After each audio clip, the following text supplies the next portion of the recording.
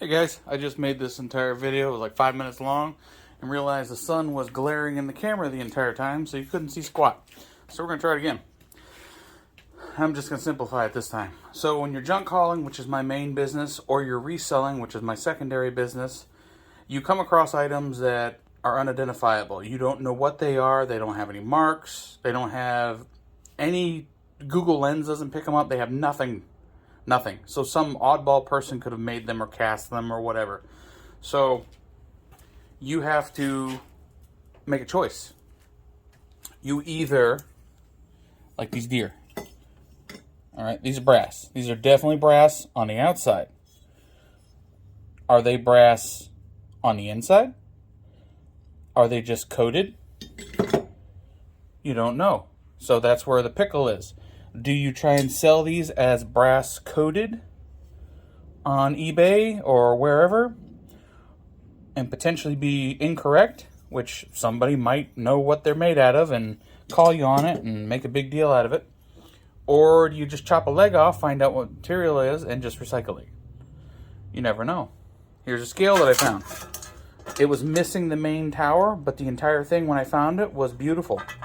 And the rust that's in it is from the stuff that was on top of it. This is made out of brass. The entire scale, here's the pendulum right here. The entire scale was made out of brass.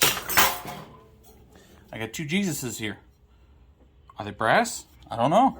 Do I chop the little stem off there and find out? Or do I try and sell them? I know somebody will buy them. Some religious person would love these things. But is it worth the hassle of what I might get for them versus just tossing them in with the other scrap and bringing it all as bulk, bring it down to the yard in bulk next month? I got this old naked lady. No idea where she came from or how she came from. She's definitely brass. She's solid brass too. And the only problem with her is inside her skirt, and I'm assuming it's for weight, there's some type of like cement compound. So there's no markings. Google Lens picks up nothing. What do? Do I just chop her off right there and chop her legs off and throw her in the brass pile and be done with it? Do I try and sell her with mystery production date, mystery whatever? What do I put? Naked lady made out of brass? So when you have copper and you have brass and everything else like that, it's set up in grades. So copper is the most common one. You'll find it's bare bright, so brand spanking new wire, usually inside of extension cords and whatever else, and brand new copper piping that you find at the store, brand new, unused. Then you have number one, which is used, but still clean. No paint, no markings, no soldering, no nothing. It's just been used. And frayed wire. So I don't have an example on me right now, but frayed wire, even though it's bare bright, is still considered number one because when you melt it down, a lot of it evaporates off. Then you have number two, which is this stuff right here. So copper that's been painted, copper that has other pieces attached to it that you don't feel like taking off. Like there's a bunch of copper, but it's got a bunch of like glue and stuff on it. Same deal for brass. Brass is either clean or dirty. So, got brass right here. It's got like some steel stuff on it. Brass gauge. Weighs a ton. Got these little brass cups. No idea what they go to, where they came from. Oh, Israel. I guess it'll help to look underneath. This gauge right here, brand new, is probably about $200, $250 if it's anything like the Victors that I have. But it's all roached out. But it's still brass.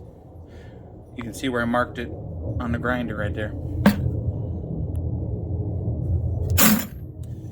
So, when you're junk hauling, when you're reselling, when you're doing whatever you're doing, keep an eye out for these type of material, because even if you just keep a little bucket with a lid, this bucket right here full of brass will get me a good chunk of change. I'd get a tank of gas, easy. And all I have to do is just throw it in there. So here's my little scrapping setup. I got my big hammer for big hammer and stuff. I got my grinder. Kick it on, you just tap the material to it, you find out what it is. I got my metal saw with a diamond blade. It just chews through anything and everything. Got a little hand grinder for the little things. Then I got my handy dandy little wire stripper. Not all wire can or should be stripped, like this stuff right here. I wouldn't strip this. I would just cut the heads off of it and throw it in a bundle as, I believe, number 2 wire. I'm still learning my scales. But then you have big honking wire like this. Inside of there is going to be 3 big pieces. So you just cut the heads off and strip that off. Another problem you run into, you got this nice big piece of wire. Well, you come into nice big pieces of wire, not this particular one. And the heads are crushed or stripped or broken off or whatever. So you just cut the heads off. Do you just sell this to some maintenance man or a landscaper that keeps cutting his cords in half? He puts new heads on it and he's got a new extension cord for cheap? Or do you go through the process of just stripping it and keeping the bear bright? So these are all decisions you have to make. I said this video was going to be shorter, but apparently it went longer. It's just part of what we do. Then you run into wire like this. This stuff is bigger than my thumb. But that's an extension cord for my welder. So we won't be stripping that.